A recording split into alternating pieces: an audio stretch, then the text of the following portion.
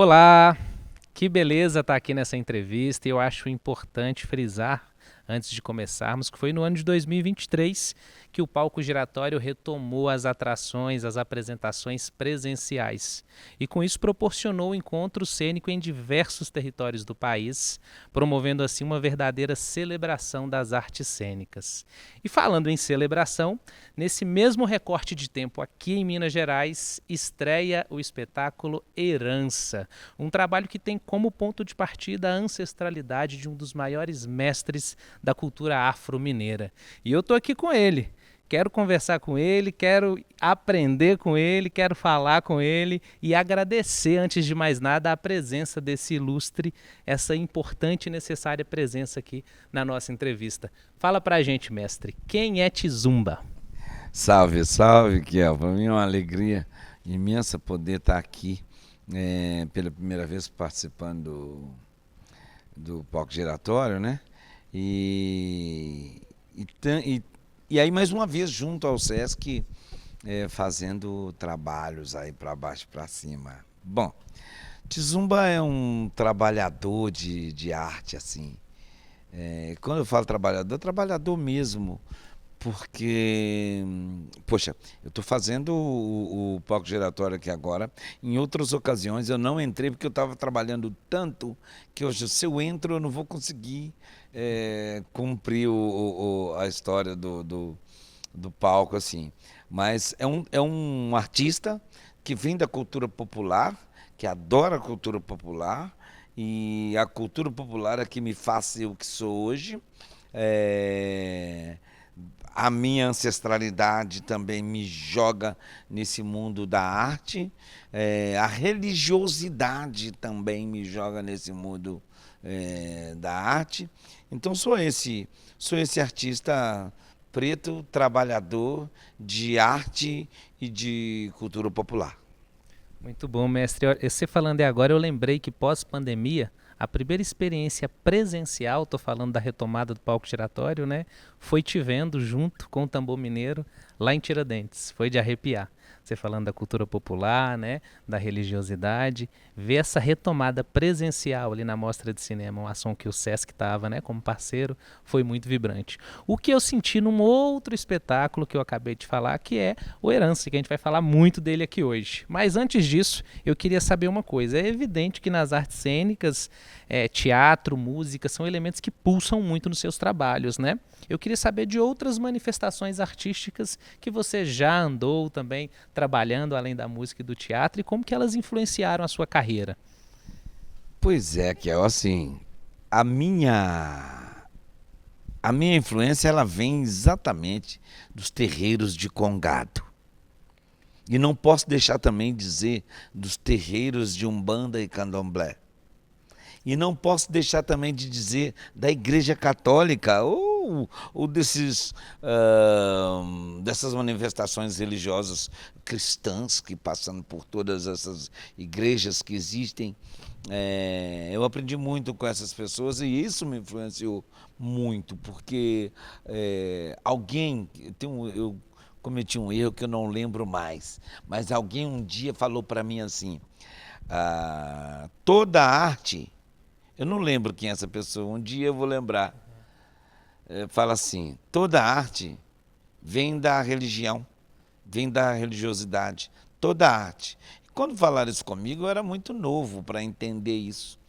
Com o passar do tempo, eu fui vendo que sim, se você entra numa igreja para assistir uma missa, o cenário está pronto, a iluminação está pronta, o figurino está pronto, o cenário está pronto, a fumaça está pronta, né? Em todos esses lugares. É, eu estou falando de cenário, a gente fala sobre uma igreja que é toda muito é, bem feita, né? Você vê as imagens que são as esculturas, as pinturas, as músicas, né? As danças. Porque se você vê, tem algumas manifestações religiosas cristãs também que se dançam, Sim. né? Então, e dentro do meu universo preto de matriz africana, então, nem se fala. Como tem arte, como tem é, essa cultura preta, como que ela é forte e como que ela chega na gente. E principalmente para mim que nasci e fui criado. A gente tem a nossa roupa, a gente tem as nossas cores, a gente tem os nossos santos, a gente tem como em todas as religiões, tem os rituais, tem os movimentos, para que lado que você vai, para que lado que você vem, o que você fala, qual que é o volume que você dá, qual que é o momento que você bota dinâmica nessa nossa... Isso para mim é teatro puro, onde tem música, tem dança, e então a minha influência vem desses pretos velhos com os quais eu convivi desde de criancinha, que com eles eu conversava, com eles me falavam o que se fazer, o que não se fazer e por aí vai. Muito legal, mestre. E também além da música, e de, né, toda essa ancestralidade pulsante, que, repito, está muito presente, não teria como não estar em herança, né? Isso é muito evidente. Você andou também, claro, fazendo caminhadas no cinema, na televisão. Teria algum recorte, algum ponto da sua carreira que te marcou nessa outra linguagem artística, que seria o cinema, que seria a televisão, ou outras também, né? Eu acho que o que me marcou na televisão foi que que eu descobri que eu não sirvo para televisão. Eu não sei fazer televisão. Televisão é um negócio muito difícil de se fazer. Tem gente que nasce para fazer televisão e só faz televisão, não faz teatro, nem cinema. Eu já vi gente que é assim, só sabe fazer televisão. Televisão é muito difícil de fazer. Eu cheguei a fazer alguns programas, algumas pontas em novela, mas não é para mim não, assim, não é uma coisa assim para mim. Eu vejo hoje, né, com essa coisa da necessidade que o mundo mudou e os negros têm que estar ocupando os espaços deles. E aí a televisão, meio contra a vontade, cede ali e dá para a gente um percentual. Não, a gente aqui está tomando esse percentual que hoje não está aí no 25, 30%, mas a gente quer mais daqui a uns tempos, né? Então, mas assim, eu não me adaptei a esse universo. Quanto ao cinema, o cinema para mim foi muito legal porque eu cheguei assim dentro dele sem compromisso. Então, eu fui chamado para fazer o meu primeiro. Tudo comigo começou eu já um pouco mais velho. Eu já fui fazer TU, eu já estava mais velho. Eu fui fazer cinema, eu já estava mais velho. Mas tudo isso chega para mim de uma maneira muito legal que eu comecei a fazer muitas pontas, várias pontas, pontas e pontas, e isso para mim era legal. De estar sempre aparecendo no filme aqui, e o cinema também é essa maravilha do mundo, né, que você nem sabe onde você vai estar. Que ele anda e de repente alguém dá notícia de você na ponta que você fez em determinado filme. E assim vai. Então, para mim, o mais interessante no cinema é que, como eu fiz mais de 35 filmes com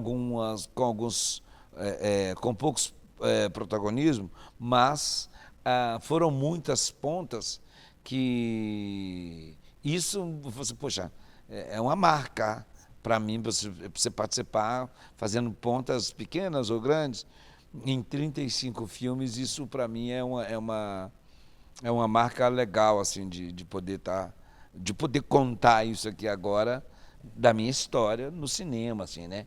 Então, e até hoje, então, e o legal é que eu vou envelhecendo, sempre aparece uma ponta para essa imagem, né, que eu estou com ela hoje. E eu venho desenvolvendo dentro do cinema, a cada período da minha vida sempre aparece um personagem para eu fazer.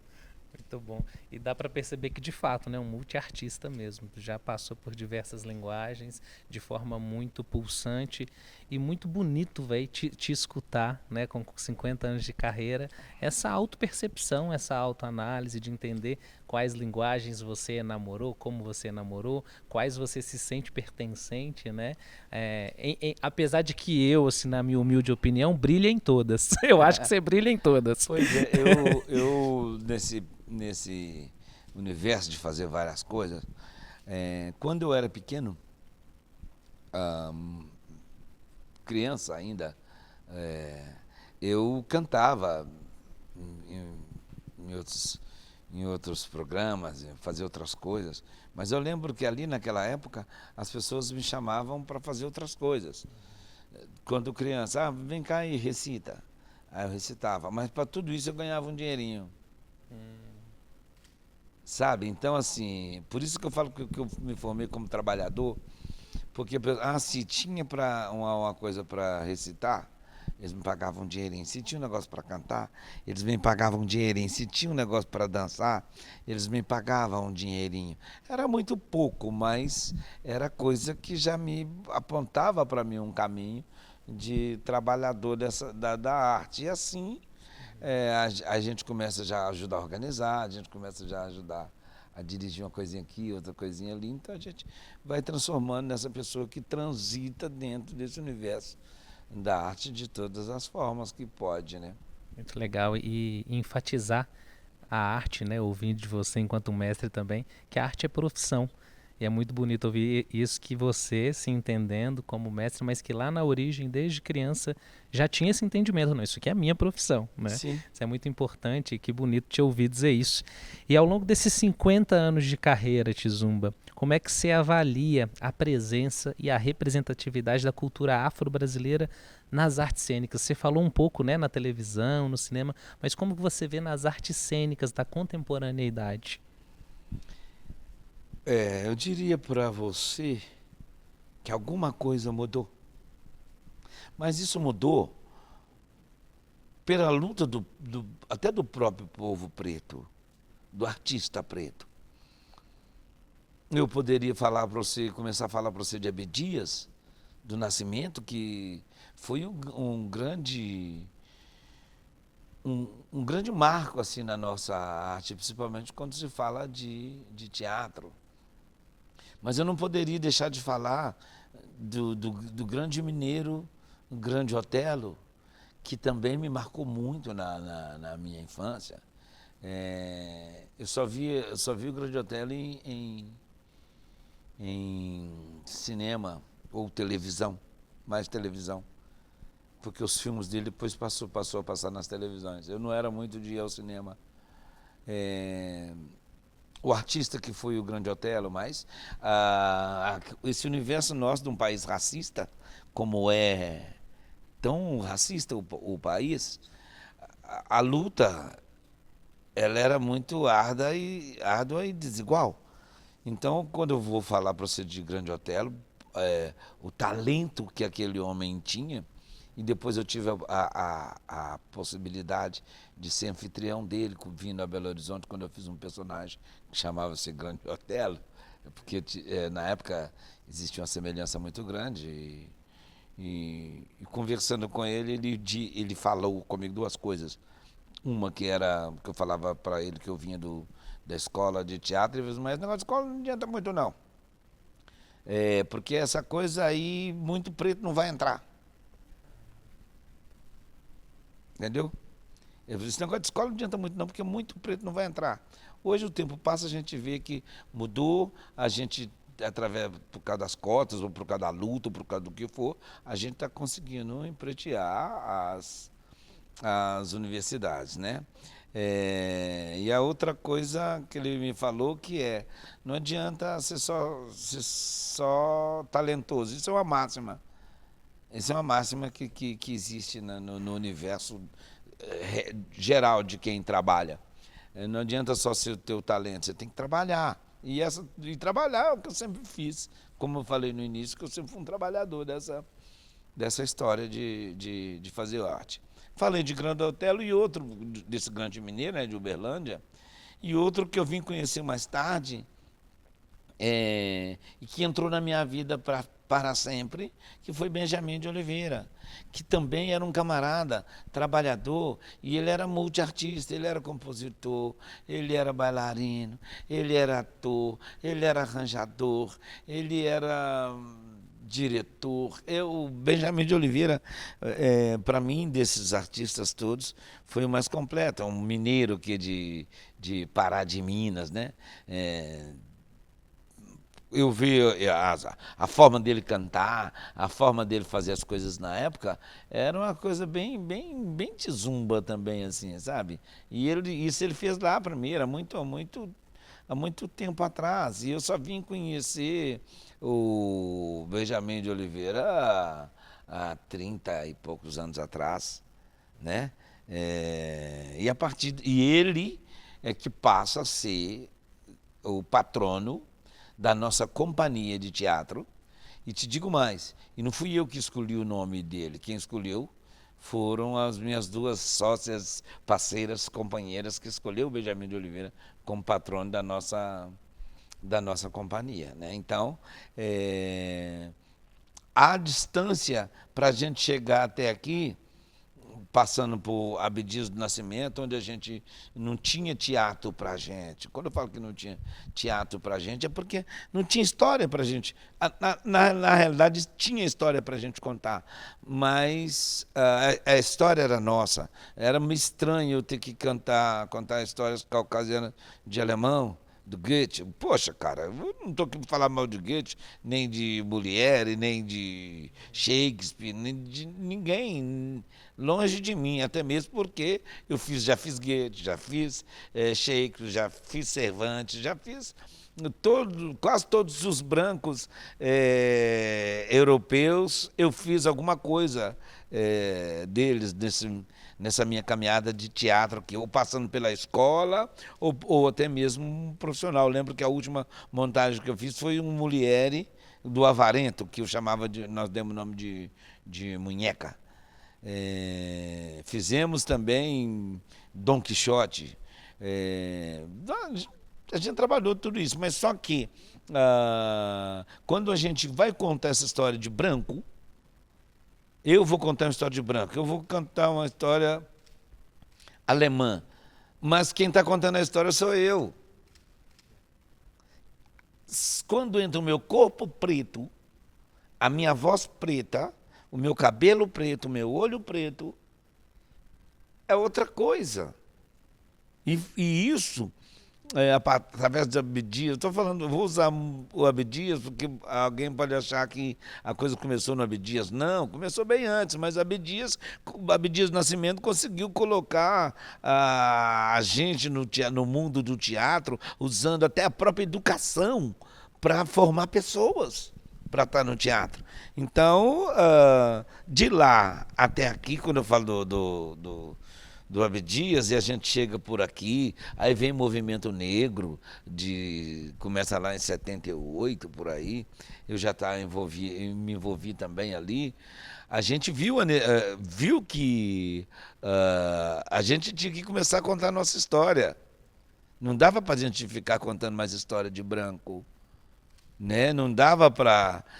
claro que já tinha alguns filmes, que já tinha uma coisinha outra aqui, mas era muito insignificante para o universo do que é o Brasil, desse Brasil que foi construído pela mão preta, para esse Brasil que hoje a música que tempera várias peças de teatro, vários filmes, várias novelas, a música é de preto, a cultura é preta.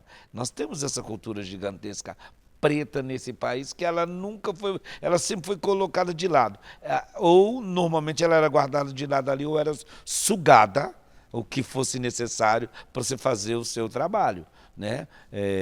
Grandes nomes da nossa arte, que seja da música ou que seja do teatro, por exemplo, assim como o Grande Otelo e assim como o próprio, eu estou falando de uma grande distância, como Benjamin de Oliveira, foram pessoas que lutaram loucamente para manter na cena Lutaram ferrenhamente, porque se eles não tivessem essa luta, jamais a gente teria um grande Otelo, jamais a gente teria um Benjamin de Oliveira.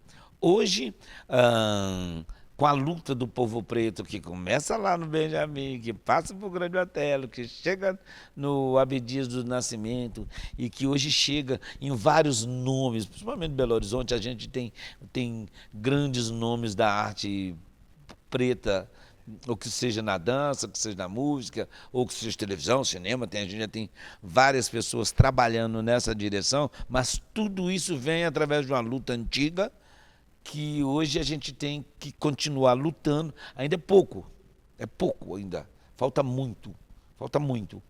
Mas a gente tem que continuar nessa luta para continuar empreteando as universidades, empreteando esse universo das artes. Quando eu falo empreteando esse universo das artes, eu não poderia deixar de citar o nome de Jorge dos Anjos, que foi um companheiro assim que eu conheci ele muito quando a gente teve o primeiro festival de arte negra em Belo Horizonte. Eu conheci a obra dele, e foi quando, em 95, a gente fincou um tridente dele mostrando liberdade e pé fincado no chão. Esse tridente, ninguém sabe da existência desse tridente, cara. Ele está ali na Brasil 41. Está lá um monumento grande, ele é gigante. Um monumento de aço grande, está lá na Brasil 41 ali. E esse monumento dele foi lançado em 95, está lá para quem quer ver, né? Então, assim, e a partir dele a gente avança, a partir do Festival de Arte Negra, que foi muito importante. A gente teve teatro do mundo inteiro, nós tivemos teatro da África, tivemos teatro de tudo quanto é lugar desse mundo, dos Estados Unidos, de Cuba, da Europa, dança de tudo quanto é lugar. Chega em 95, as coisas já começam a mudar. A partir dali, a partir do primeiro do primeiro Festival de Arte Negra, muita coisa mudou na cidade. E a partir dali também começa essa possibilidade da gente entrar para as universidades, empretear a universidade. E hoje, eles não estão sabendo como lidar com os pretos dentro da universidade. Não estão sabendo, porque você chega lá, você já tem um discurso. Eu contar minha própria história. Não, não quero contar a sua história, não. Eu quero contar a minha história, né? Então fica essa coisa que a gente fala não dá mais para a gente pensar só em branco, fazendo arte para a gente. Não dá mais para a gente ficar parado, olhando a educação branca para entrar dentro das escolas, desde do ensino infantil. Não se pode mais vir com aquela ideia ruim. A educação branca no Brasil foi uma das coisas que mais destruiu esse nosso país, que mais criou a educação, principalmente a educação que veio da própria igreja. Destruiu muito a relação do povo brasileiro. E agora, hoje, não é que a gente não tem que criar apartheid. Muito pelo contrário. A gente tem aqui. Alguém tem que baixar a cabeça. Alguém tem que cortar na carne, na própria carne, para estar junto de uma sociedade racista, machista. E hoje, dentro da universidade, a gente está vendo muitos meninos pretos entrando, já com seu discurso, e os professores brancos não estão sabendo como lidar com esses meninos. Pois bem, vai estudar, professor. E é isso, né, mestre? E muito bonito de novo ouvir. É por isso que ouvir mestre é sempre muito bom. Você traz um recorte muito importante de enfatizar, né? Essa luta que conquistou camadas, conquistou caminhos que a gente consegue sim, na contemporaneidade, enxergar, a partir das produções, como o próprio espetáculo Herança, a partir da presença de professores, alunos pretos nas universidades e como fazem diferença. E como empretece e deixa a coisa mais bonita, né? Mas para chegarmos nessas camadas que ainda são poucas, como você bem disse, que foram conquistadas, muitos outros mestres passaram por lutas absurdas para conseguir galgar espaços que eram roubados, que não eram legitimados. E quando você traz essa mensagem de que vocês, né, povo preto, precisam falar a história de vocês, outro recorte importantíssimo da obra Herança, que vai estar aí dentro do Palco Giratório 2024. Mas antes de falar de Herança, mestre, eu queria ouvir de você um pouquinho nessa trajetória, porque você citou alguns outros mestres, né? Nesses 50 anos de trajetória, qual foi um dos momentos assim que você acha que foi mais desafiador ou mais marcante nessa carreira de Tizumba? O mais desafiante mesmo, cara, foi ali no início dos anos 80 para mim, porque eu comecei fazendo teatro no ginásio, né? Teatro de escola. E no início dos anos 80, a gente. As perspectivas para a gente ali estava muito difícil assim da gente poder achar um caminho de romper. Eu estou falando, não estou reclamando não, porque eu sempre fui um camarada muito querido dentro de Belo Horizonte, mas eu trabalhei muito nos bares da cidade. Eu trabalhava demais nos bares, tocava, recitava, contava caso, fazia. No teatro já estava no bar. Então foi um período muito difícil da gente poder passar, porque ali o racismo estava muito grande. E eu lembro que eu era meio único, eu trabalhava nos bares da Savassi. E para mim era muito difícil de me sentir assim, meio único naquele meio assim. Tudo. Ali para mim foi um, um, um período pesado, que aí alguém virava para mim e falava assim, por que você não vai embora de Belo Horizonte, vai para o Rio, vai para São Paulo? Mas para mim estava muito difícil, porque naquela época, muita gente que estava em São Paulo e Rio já estava voltando. Alguns bem, outros não. Já estava voltando, porque a maré dos festivais e dos shows de 60, 70 já tinha passado, né?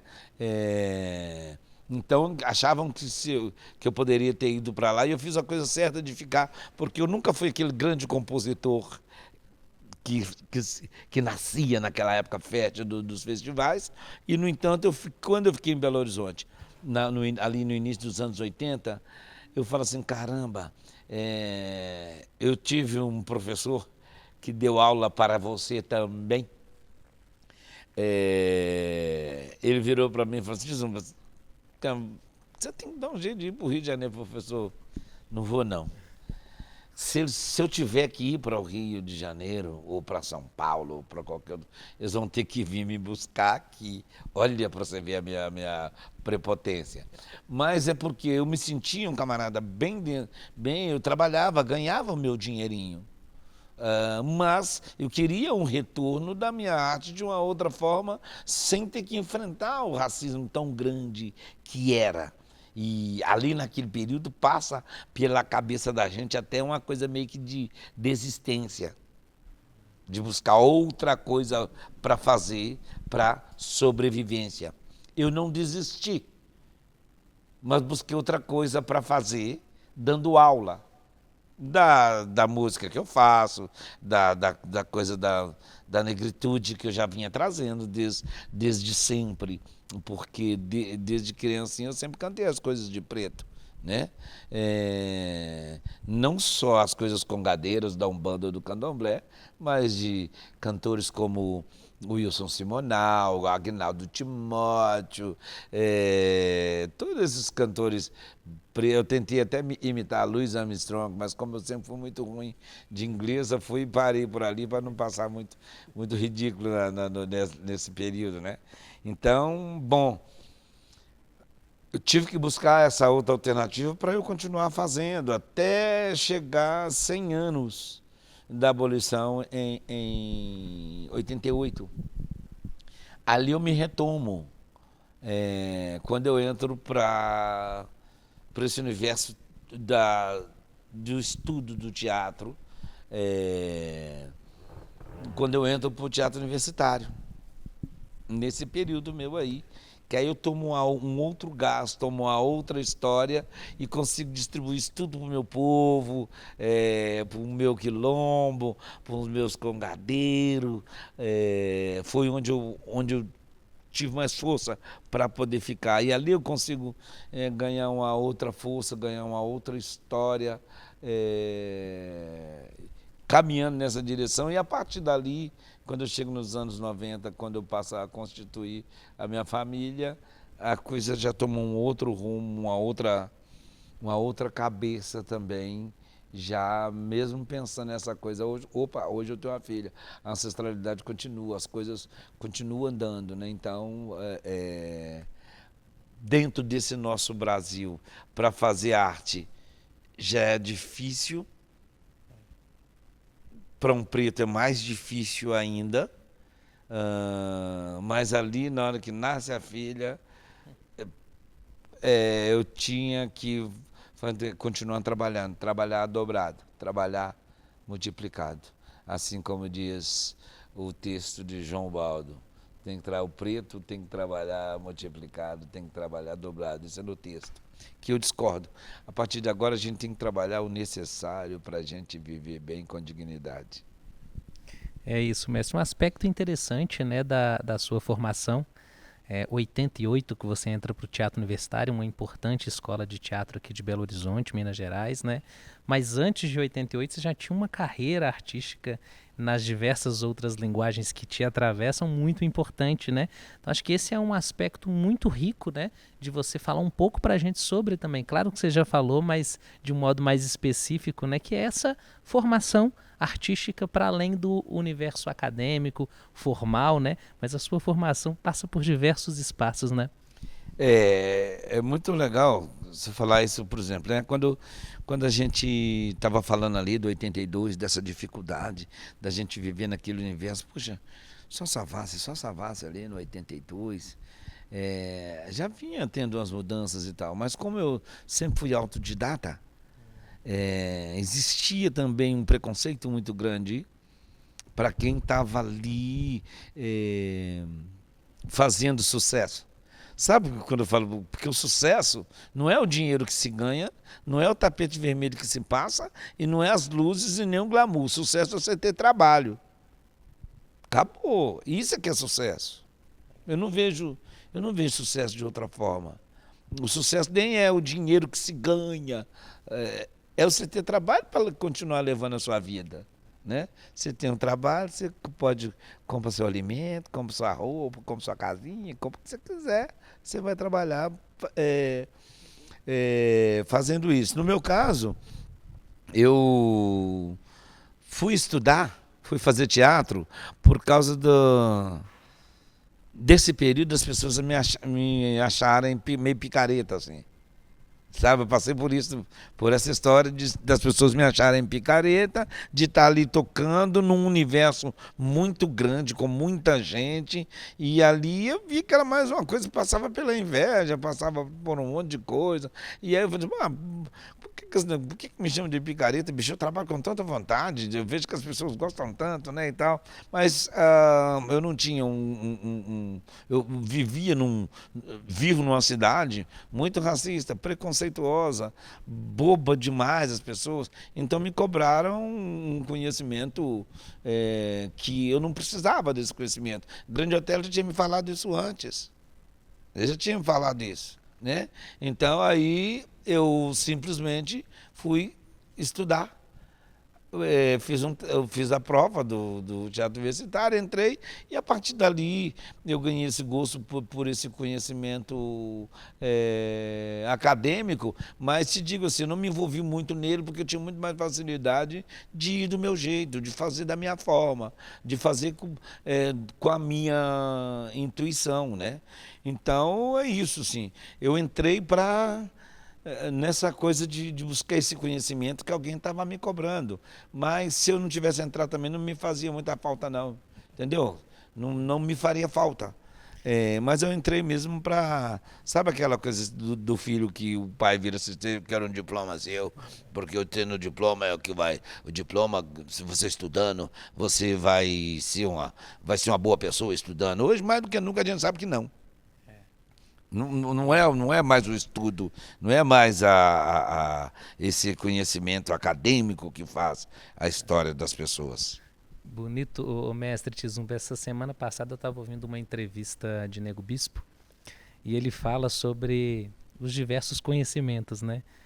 Ele fala assim que esse conhecimento europeu, acadêmico, que precisa escrever, precisa colocar num PowerPoint, precisa projetar numa tela para ler o que escreveu para outras pessoas escutarem. E ele disse assim: essa pessoa não sabe falar. Né? Negou a escrita, a leitura para um povo, mas esse povo sabe falar. Né? Sim. E essa sabedoria é tão importante quanto qualquer outra, né? Acho que é uma relação muito interessante isso que você traz, o seu aspecto da formação, que acho que passa por aí, né? Claro que tem na sua trajetória essa formação, inclusive acadêmica, oficial, de registro, né? Por uma importante escola, mas são saberes diversos, né? Sim, e aí quando a pessoa me pressionaram na época para esse conhecimento, isso me gerou uma tristeza muito grande, porque eu já era um camarada que estava ali, trabalhando na cidade, fazendo a alegria de tantas pessoas, sendo convidados por um ou por outro para participar de um espetáculo, para ajudar ou para contribuir de alguma forma. Só que o conhecimento que a gente tinha não tinha valor para algumas pessoas. E essas pessoas, elas não sabiam que tem, tem milhões de caminhos numa única situação. Tem milhões de saídas. Para mim nunca... Porque eu venho do conhecimento de Preto Velho, eu venho de um conhecimento oral, da minha mãe, da minha avó, do meu avô, que eles falavam coisas pra gente que hoje eu continuo falando. E hoje, outro dia, um camarada virou para mim e falou assim, a gente até desentendeu na época, assim, ele virou assim, cara, eu usava as palavras que você falava. Por que eu estou falando isso? É porque ele usava as palavras que eu falava, mas a palavra que eu estava usando não é a palavra minha, era a palavra que eu já tinha escutado antes. Como eu falei para você, alguém me falou um dia que toda a arte vem que eu tenho que lembrar quem foi essa pessoa, porque eu tenho que dar para ela o crédito, e eu acho isso lindo, esse pensamento, porque eu venho dali.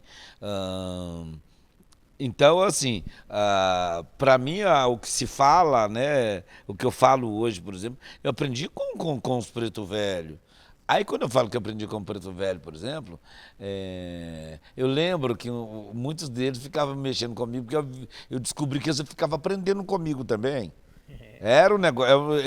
Hoje eu fico sabendo por que eles ficavam tanto em cima de mim por alguns fatos. E que hoje eu aprendo com minhas netas, aprendo com os amiguinhos das minhas netas, né? E aprendo muito com a minha filha também. Hoje a minha filha dou muito. Eu sou todo ouvido a ela para as coisas que ela fala, e às vezes eu pego ela também falando as minhas palavras. Então, acho que assim, a gente tem uma coisa que não é escrito. O que não é escrito, eu acho que ele tem um valor muito grande, porque ele pertence a um lugar muito mais importante do que o escrito. E por que quando eu falo que é mais importante? É porque é uma coisa que está dentro da pessoa, está no coração da pessoa, e tem coisa que você não precisa descrever, não. Fala, joga no universo. Me entenda, hoje eu faço teatro, faço música, faço dança, tudo a gente estuda, tudo vem escrito, né? Eu lembro que da última vez que eu estive na Alemanha, tinha uma amiga minha daqui de teatro, conhecendo o teatro, Rosane Reis. Hoje ela dá aula numa das melhores escolas, dá aula de voz, para uma das melhores escolas de arte da Alemanha. E ela falando, né, que tudo que ela faz lá está no escrito, tudo escrito. E ela estuda muito para dar aula para eles. O que se escreve é importante, é fundamental, mas quando eu falo que o falado, o que eu ouvi de um preto velho, ou que eu ouvi da minha netinha, ou histórias que eu tenho para contar, as histórias que alguém tem para contar, para e escuta também. É, não precisa ficar lendo muito também, não, senhor. Ô mestre, e são legados diversos, né? Que você fala, né? A sua própria fala já trouxe, mas eu acho que dois pontos importantes que a gente não pode deixar de falar nessa entrevista são dois marcos do meu ponto de vista para a afromineridade, né? Para a cultura afromineira, que é a Cia Burlantins, vocês, e também a Mostra Benjamin de Oliveira, que não é de hoje que vocês fazem, Sim. né? Você já falou um pouquinho sobre o Benjamin, mas você pode falar para a gente um pouco sobre o grupo, um pouco sobre a mostra, que já trouxe também para cá artistas de diversos territórios, Sim. né? Então, quando a gente vai falar da Companhia Burlantins, por exemplo, a Companhia Burlantins, ela nasceu com duas meninas, a Regina Souza e Marina Machado. Duas cantoras maravilhosas e boas atrizes, assim, maravilhosas. Mas elas têm como carro-chefe a música, mas são duas atrizes maravilhosas também. E eu sempre eu não saí da casa dela, sou amigo do irmão dela, e ficando ali direto e reto com ela, e com a Marina também. Marina, das duas, os primeiros shows delas, assim, saindo para a cidade mesmo, eu fui diretor, dirigi o show delas, assim, e tal. Na verdade, nem fui diretor, não, canalizei o show, só canalizar ali, né, uma coisa assim, dessa forma. Eu sei que, como a gente trabalhava muito e trabalhava bem, ela só me convidou para integrar esse grupo. Você duas, uma branca e uma loura, uma morena e uma loura. E aí eu entrei nesse grupo, formei esse trio. O primeiro espetáculo a gente trouxe Chico Pelúcio do Grupo Galpão para dirigir, e o segundo Chico continuou dirigindo, trouxe Tim Rescala, do teatro, da música, do cinema, que eu fiquei grande amigo dele. Jussara Fernandino, que é uma grande professora da Universidade Federal, né, professora de música, e ali nasce a Companhia Burlantins, porque o Chico vira pra gente e fala assim, vocês querem fortalecer essa história suas? Monte uma companhia. Aí nasceu a Companhia Burlantins. E o Chico tinha total razão. A gente se fortaleceu uma vez contra o artista, mas a gente foi fazendo, foi trabalhando, sucesso, viajando o Brasil inteiro, até o ponto, quando o grupo é grupo, aí teve um racha, teve uma coisinha, outra coisa ali e tal, aí resolvemos caminhar em solo. Resolvemos fazer caminho solo, cada um pegou sua direção, mas só que eu pedi para ficar com a Companhia Burlantins. Quando eu pedi para ficar com a Companhia Burlantins, o engraçado, estou falando isso aqui para você, eu lembrei quando a gente, no espetáculo, eu fazia um professor de português, que era o espetáculo, tinha esse personagem, e ele era loiro. O personagem era loiro. Eu estou lembrando disso, que quando eu ia falar da ação da gente quanto negro nesse universo de teatro. E o Chico me deu uma peruca loura para eu fazer o papel de um professor louro, sem precisar de fazer o whiteface. Porque é muito interessante dizer que, quando se trata de um professor de português, pensa-se no Caucasiana logo, né? Um grande conhecedor da língua. Eu comecei a falar isso porque daí, quando a companhia Burlantins vem para o meu nome, aí na mesma hora eu transformo ela numa companhia negra de teatro. E a gente está falando de quando, o mestre? Aqui nós estamos falando de 90. A gente começa em 96. Um Sim. bom tempo já, né? É. Quando a companhia. Já eu trabalhava com eles ali no início dos anos 90, logo quando eu formei. Aham. Eu comecei a trabalhar com as duas ali nos anos 90. A gente fez o Hollywood Bananas com o Eide Ribeiro dirigindo, texto do Eide Ribeiro. Outro importante nome Outro aqui, né, nome, do outro nome. teatro. Eu tive a oportunidade de fazer com ele também o Don Quixote, eu e Sérgio Pererê e Júlia também. Assisti no Né? Funarte, maravilhoso Sim, né? espetáculo. Ô Então, mestre, desculpa, mas e aí a partir de 96, né, que tem essa especificidade, né, de vocês se entenderem como um grupo de teatro negro, sim. daí pra cá, Não, muita não, em coisa... 96 ainda ficou com. Não era um grupo de teatro negro. Eu costumo dizer que assim, onde eu estou, o grupo é negro. É, Eu costumo dizer isso. Onde eu estou, o grupo é negro. É teatro negro, que é um sim. negócio também bem complicado de falar, porque quando eu entrei pro TU, a primeira coisa que eu falei com o professor que eu queria fazer alguma coisa meio que de teatro negro e tal, ele virou para mim e falou, não existe isso não, né? Aí eu tinha os textos que eu queria falar e tal, era porque o TU sempre foi muito branco, né? O TU sempre foi muito branco, foi caucasiano demais, assim, sempre eu tinha que estar estudando alemão, tinha que estar estudando inglês, né? Então, os professores eram muito brancos, né? Nos textos, nos livros. A biblioteca era totalmente branca, né? É. Então, você me interrompeu aqui, É no contexto histórico mesmo, quando assim, você assume a Burlantins, quando eu né? assumo a Burlantins ali no início dos anos 2000, Ah, sim. ela empreiteja. Entendeu? E Ah, de lá pra cá, mestre, muito marco, né? não, aí de lá para cá, a gente. Nós criamos a mostra Benjamin de Oliveira, que a primeira mostra foi assim: foram 25 espetáculos do Brasil inteiro, mas foram 79 espetáculos, foram 79 apresentações da primeira mostra, que ela durou 5 meses, na Funarte. E aí várias montagens Várias também, vários montagens. espetáculos. A gente está falando de fato de dois marcos Sim, mesmo, né? Para artes cênicas e para a cultura afro-mineira, né? Mas tem também, mestre, não podemos deixar de falar do tambor mineiro. Um sim, espaço tão querido para nossa cidade e que atravessou diversos outros agentes, o próprio público, inclusive com a ação maravilhosa que é o Festejo Tambor Mineiro. sim, Queria te sim. pedir a gentileza para falar um pouco para a gente também O- sobre esses outros dois marcos da cultura sim. afro-mineira.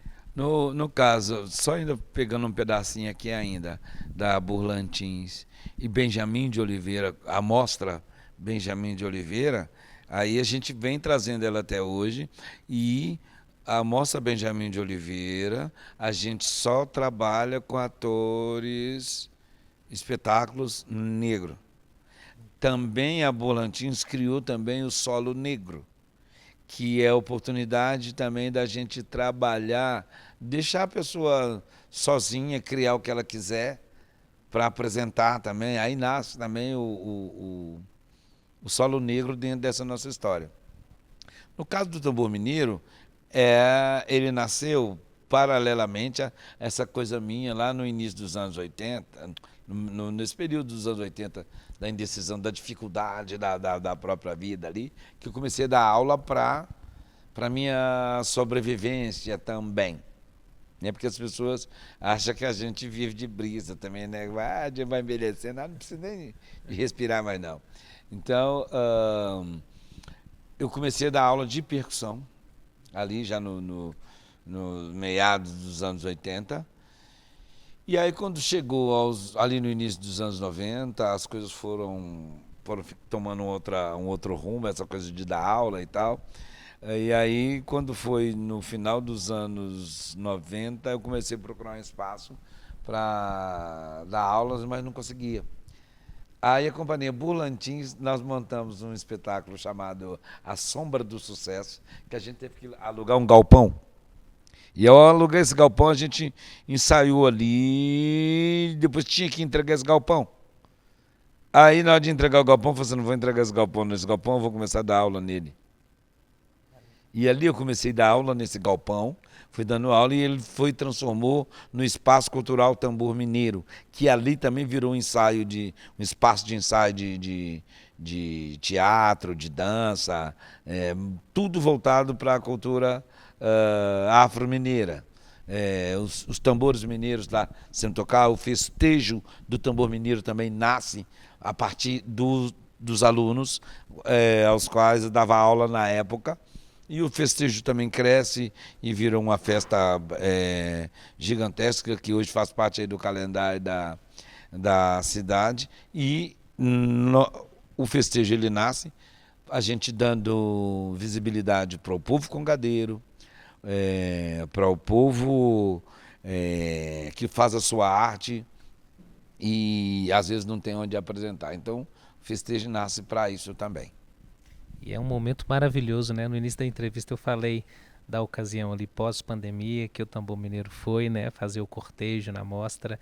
É de fato um marco para Minas Gerais, né? Não é à toa que está no calendário da cidade e é algo muito bonito. E agora, mestre, depois de ouvir essa aula, tudo Olá. sobre essa história desse tão importante e querido mestre daqui de Minas Gerais, chegou a hora da gente falar um pouco para o público sobre Herança, espetáculo que compõe a programação do Palco Giratório 2024. E eu queria te pedir a gentileza para falar um pouco sobre o processo de montagem, sobre a estreia que foi aqui no nosso território, aqui em Minas Gerais, né? Pois bem, o Herança, ele nasce da necessidade da gente continuar contando a nossa história, mas de uma forma mais incisiva.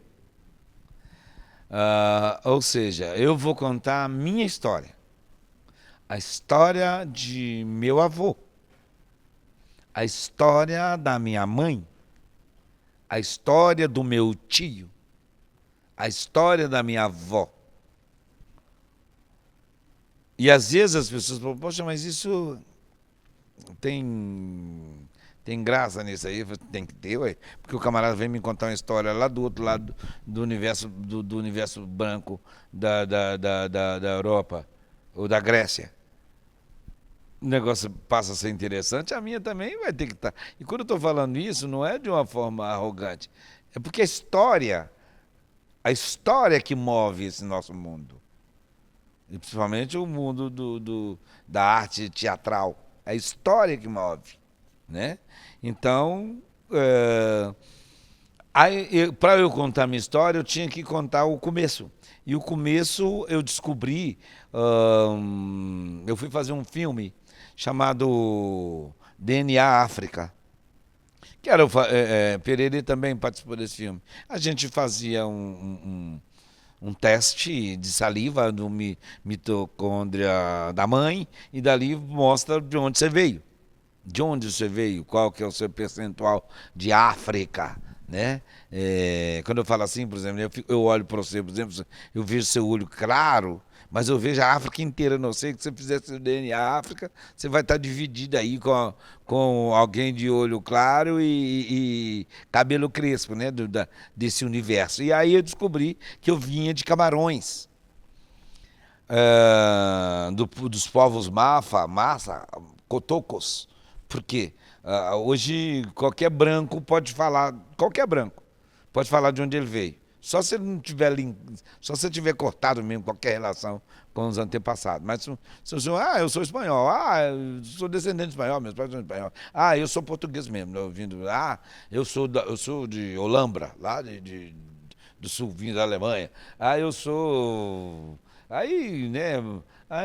Meus avós eram franceses. No Brasil se encontra isso. As pessoas falam assim.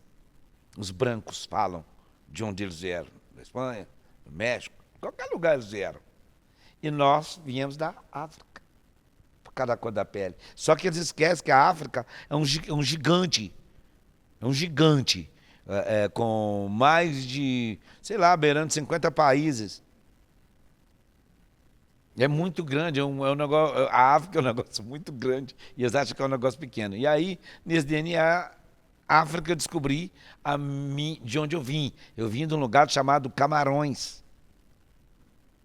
E pelo fato de eu vir desse lugar, Camarões, a história começa lá. Aí eu começo a falar da minha história, dos meus avós, dos meus tios. E nessa de eu contar essa história, como a gente tinha pensado em fazer essa história, a gente já tinha pensado que a nossa diretora seria a Grace Passou, que é uma das maiores. Grace Passou é uma das maiores diretoras de teatro e cinema desse nosso Brasil. Essa é uma preta dessas poderosas e inteligente, de um conhecimento absurdo. A Grace Passou não pode passar por você despercebido, porque vocês vão descobrir ali que ali mora ouro, que ali é um tesouro que a gente tem. E a gente chama a Grace Passou, e a Grace Passou traz duas pessoas com ela para ajudar a pegar, porque como que nasceu a montagem? Eu contei as minhas histórias, Pererê contou as histórias dele, Júlia, minha filha, contou as histórias dela. Essas histórias foram escritas como a gente contou, e a gente se ajeitou essas histórias dentro da montagem do pensamento de Grace, que ela foi e trouxe a Aline, mas o Sarkis, que ajudaram também a escrever e ajeitar a coisa para ficar uma dramaturgia mais interessante. E ficou mais do que interessante. Ficou muito bom. Quando a gente fica também falando muito da gente assim, a gente está falando de um texto que não existia. A gente que contou a história, eu contei a história do meu avô, que era um caçador, que era um camarada que tinha posses. Não é um preto. Meu avô não era um preto qualquer. Ele era um preto importante, significante. Era um preto maravilhoso. Não era um camarada pobretão, julgado aí as traças, não. Ele tinha posses. O meu pai também tinha posses. E a minha mãe tinha posse maior do que deles tudo, que minha mãe tinha o poder dos orixás, dos inquices. A minha avó tinha o poder do rosário. Então são histórias que a gente contou, e isso foi tudo transcrito. Transcrito, não é mesmo, né? Podemos usar vários termos, tem a transcriação, né? Mas o bonito ouvir que parte de vocês, né? A gente mesmo contando a nossa própria história, porque normalmente eu já assisti outros espetáculos, já escutei outras histórias, já li outras coisas, mas falando de preto, mas quem escreveu foi um branco. Aí você sente, não é isso. Não é isso. Né? São livros que a gente também não quer apagar, não. A gente quer só mostrar a diferença. Pelo livro também a gente pode mostrar o racismo. Pelo livro também a gente pode mostrar que a pessoa está contando uma outra história, da cabeça dela. Não é ela. Ela não está contando a nossa história. Né? Então, daí nasce esse espetáculo Herança, que a Aline vai e traz, quando eu falo, Camarões, aí ela vai e traz a história do Rei Ninjoia, que linkou com a história do Pererê, de uma cadeira que a avó do Pererê tinha, e que essa cadeira sumiu, que a cadeira da avó do Pererê sumiu.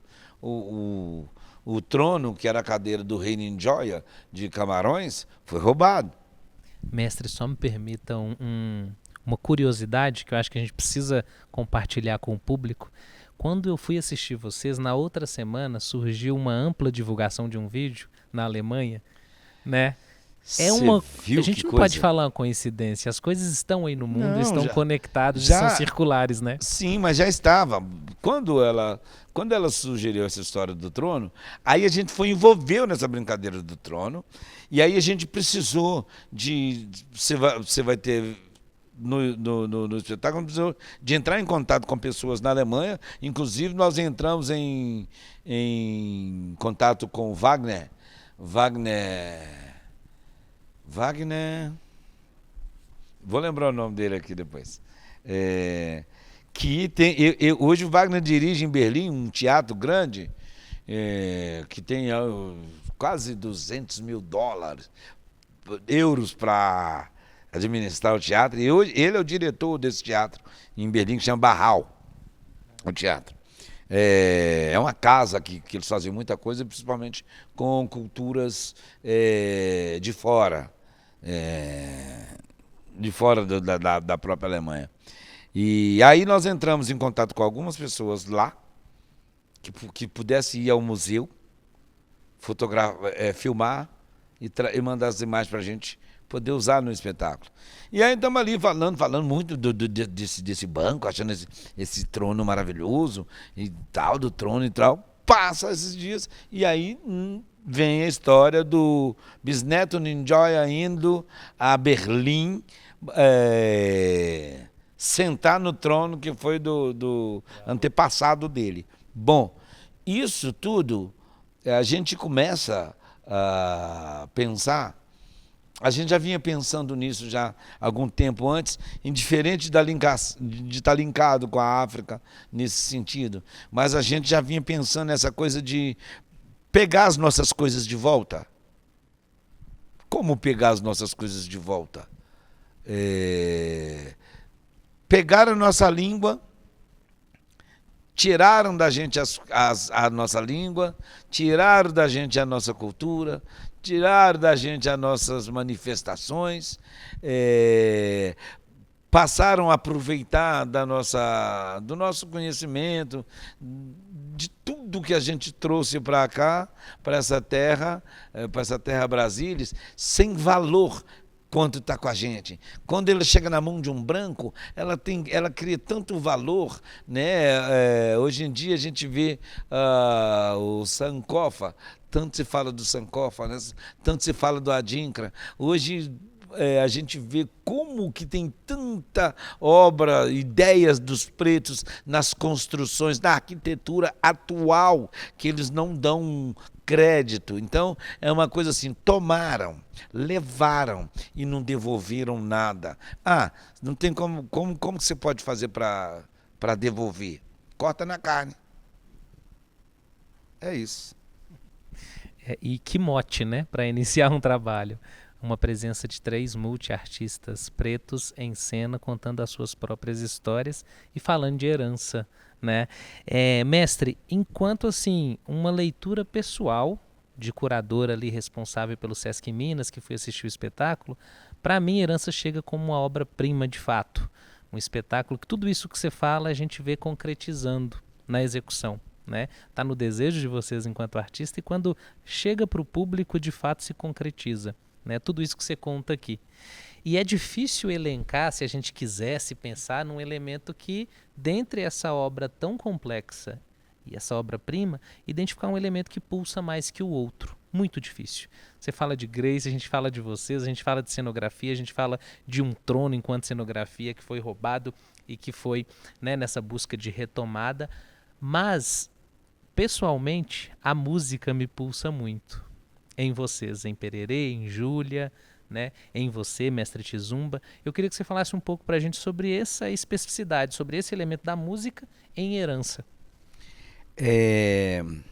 A música no meu universo teatral, estou aí chegando também a 36 peças de teatro. Dessas 36 peças de teatro, por incrível que pareça, das 36, 32 é musical. 32 tem música.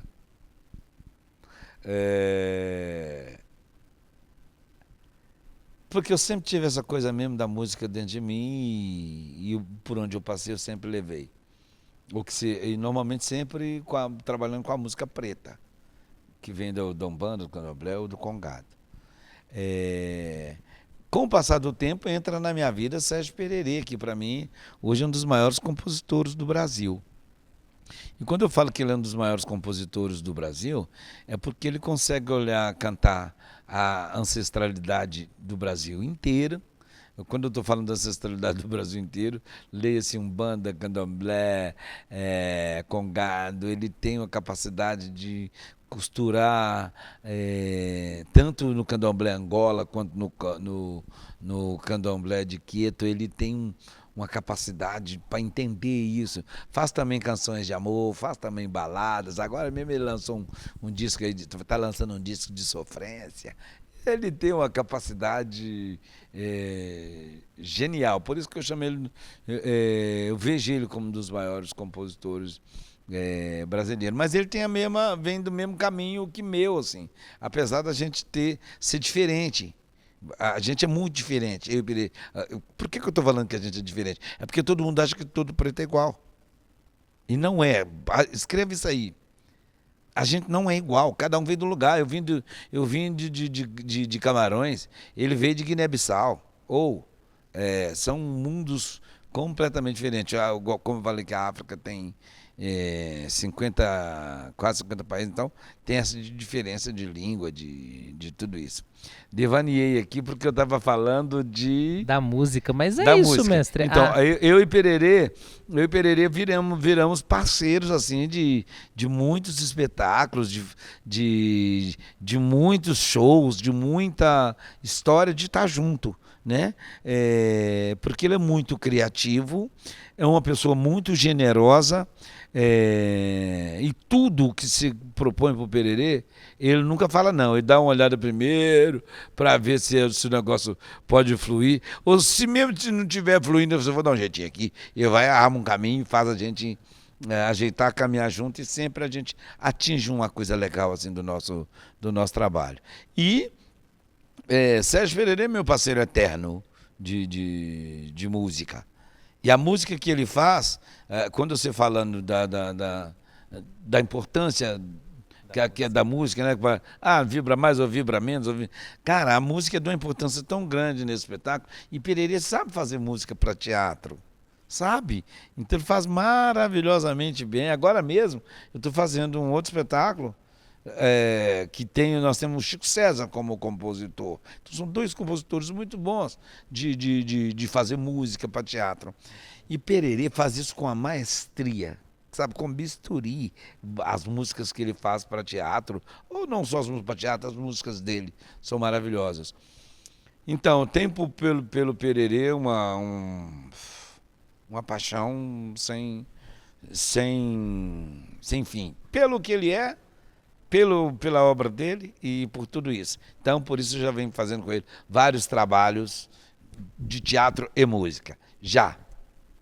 Eu tenho Júlia, minha filha, que nasce de mim. Ela convive comigo desde sempre. Eu lembro que quando eu fazia os ensaios com o Chico Peluso, por exemplo, ela ficava tímida lá no cantinho dela, não queria nada, mas sempre prestando atenção em tudo, na música que eu cantava, nas coisas que eu fazia. Eu nem tinha muito tempo para ficar dando para ela toques, para essas coisas. Até hoje a gente, ela se fez por si só. É claro que teve a influência dela me acompanhar em tudo que eu fazia, mas ela já vai à frente, porque tudo que ela aprendeu, ela já caminhou e já levou para a universidade, já levou para a academia. Ela que está levando coisas para a academia de uma outra forma, em cima do teatro negro, em cima do teatro preto que a gente faz hoje. Que quando eu entrei no TU naquela época, o professor falou para mim que não existia teatro negro. Hoje, mais do que nunca, a gente sabe que esse teatro existe, e ele não começou, não foi aqui comigo, foi lá com Benjamin, Grande Otelo, o nosso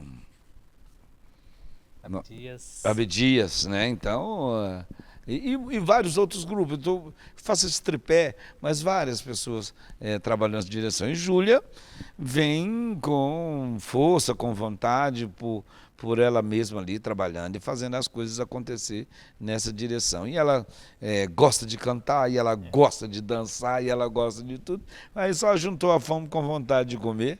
E nós estamos juntos aí, já. Esse aí, eu não fiz a conta não, mas eu e ela já estão em cena fazendo teatro aí já tem um bom tempo.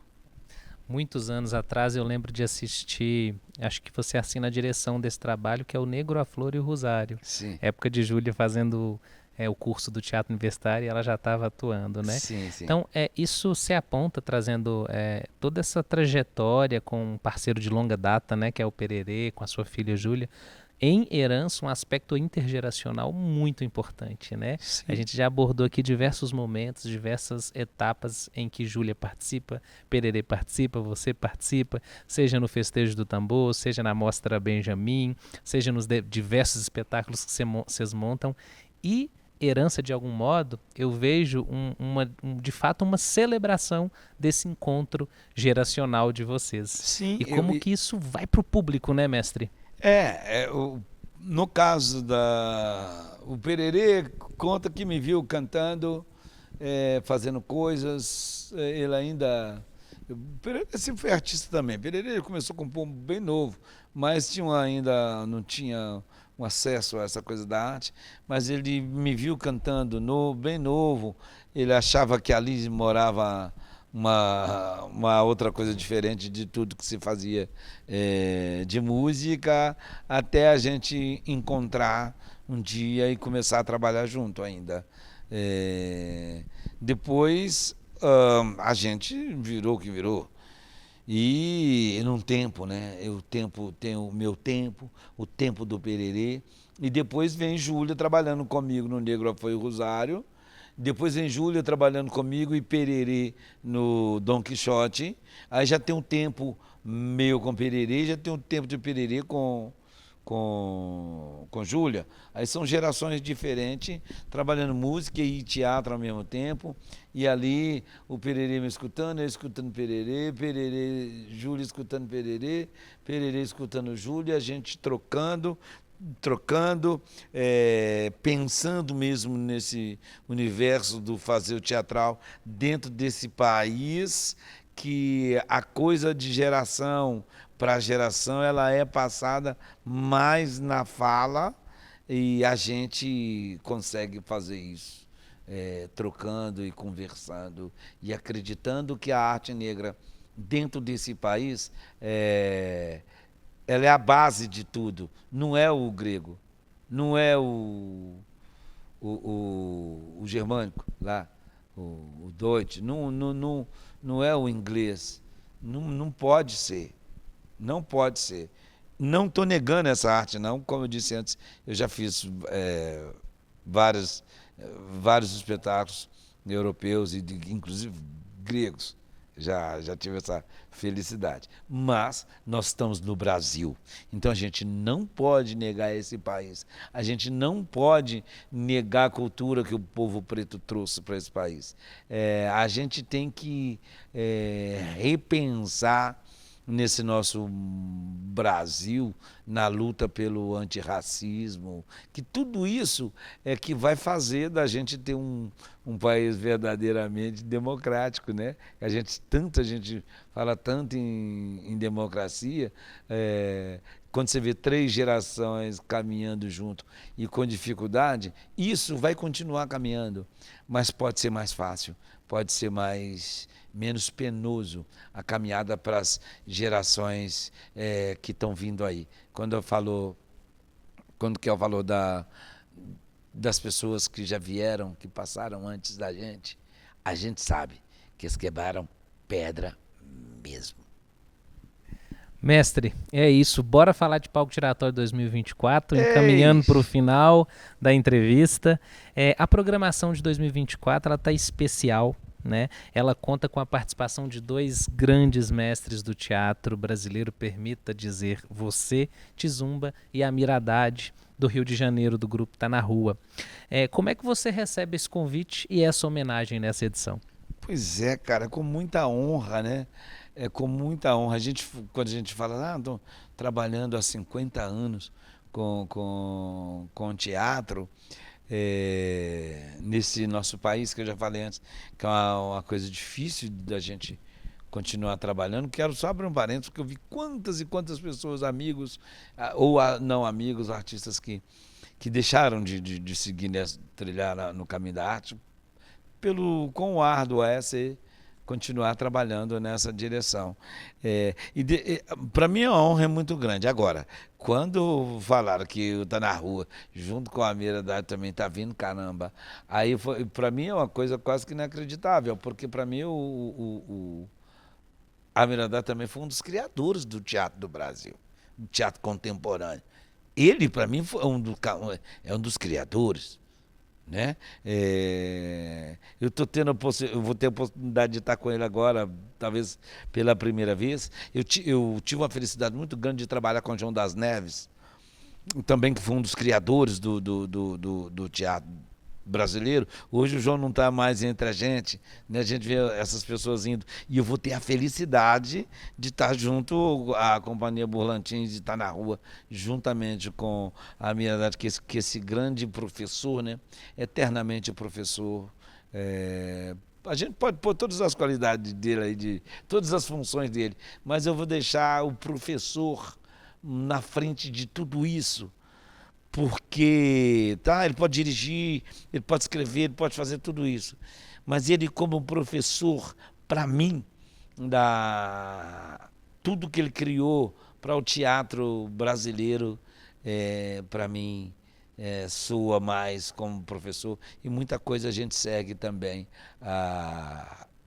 Muitas palavras dele estão na minha boca também. É isso, um mestre chamando o outro mestre de professor. Assim são os mestres. Mestre, queria que você falasse um pouco para a gente também das expectativas de vocês enquanto Companhia Burlantins em relação à circulação que está por vir agora em 2024 e o que vocês acham que vocês podem contribuir para o projeto e o que o projeto pode contribuir para a CIA Burlantins. Olha, de cara eu digo que essa grande instituição que é o SESC, ela é de uma grande importância e que tem que ter um povo brasileiro, tem que ter um respeito, um carinho muito grande pelo SESC, porque o SESC não deixa nada de fora. Quando eu falo que não deixa nada de fora, se você entrar na instituição do SESC, tem coisa para todas as idades. Tudo acontece dentro do SESC. O SESC, eu estou falando dessa coisa, nós estamos falando do palco giratório, mas o SESC faz essa cultura girar, passando por todas as gerações. Eu estou falando de tudo. Se você chegar dentro do SESC agora, você vai encontrar uma terceira idade dançando, cantando e batucando e fazendo coisas. Você vai chegar lá, vai encontrar crianças desenhando, escrevendo, fazendo livrinhos, fazendo um monte de coisa. Hoje você entra dentro do SESC, você vê a cultura indígena fortemente dentro do SESC. Eu estou falando hoje não, já estava antes, desculpa, esse hoje aí. A nossa cultura afro-mineira, congadeira, aqui, principalmente no SESC de Minas Gerais, a gente já estava dentro dessa, estou falando daqui, mas assim como eu sei que o SESC está no Brasil inteiro, você chega lá, o pessoal está, quem é preto do Nordeste está dentro do SESC do Nordeste, quem é índio do Nordeste está dentro do SESC do Nordeste, então eu acho que, ou de todo o Brasil,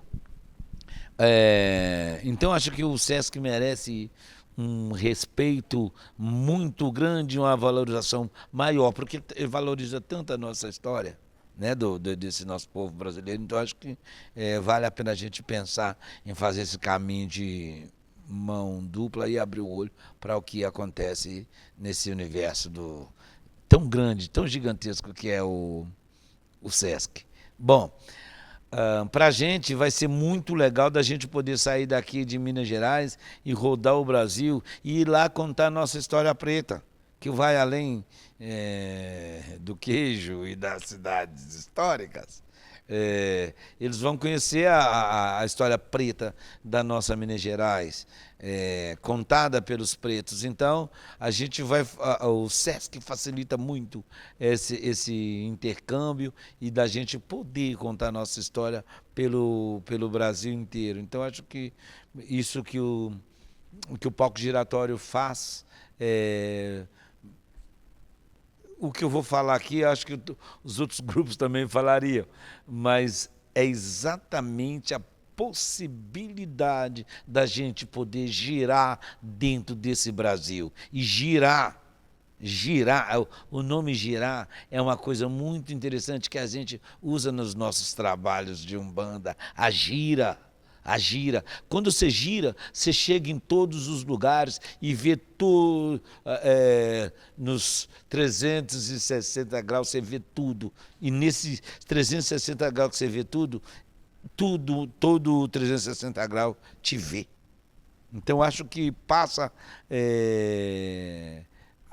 O que vai passar da gente para quem vê a gente é que a Minas Gerais tem esse povo preto forte, um povo preto lutador, tanto na arte quanto no dia a dia, né? Tantos artistas, mas como o preto comum, que é um preto lutador, Pacho, Brasil afora, mas como eu estou falando da nossa Minas Gerais, vão ver uma afromineridade